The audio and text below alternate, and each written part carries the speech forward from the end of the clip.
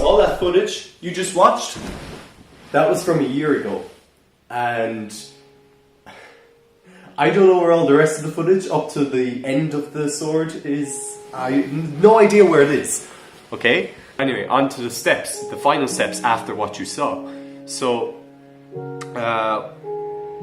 after using the chisel to carve out some of the wood, to try round it out a bit, I just simply used a roll of sandpaper, just some simple sandpaper to continuously just sand and sand and sand till I got that nice oval shape on the handle, and it was just comfortable to grip in your hands.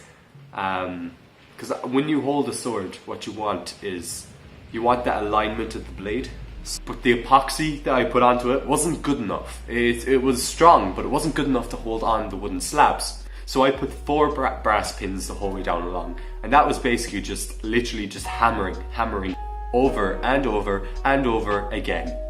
Then after that, I decided to go on. I was looking at it, and that weld that you saw me do to actually connect the handle to the blade, I wanted to cover that up because it wasn't nice to look at.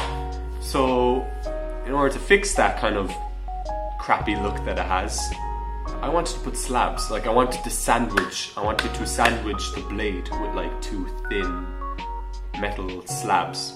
I drilled the 4 holes here, here, here, and here.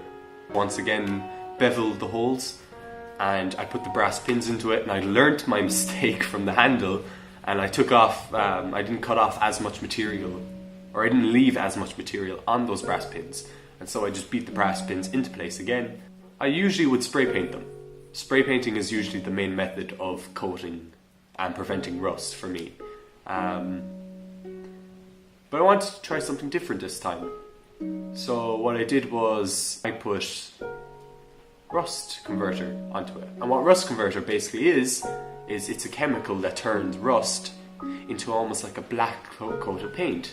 Oh, there was a few adjustments I made though too at the end, because I thought the bottom where your hands meet the blade on the handle when you're holding it, it's too flat. I should just cut the little notch off of it just to give that bit more of a shape.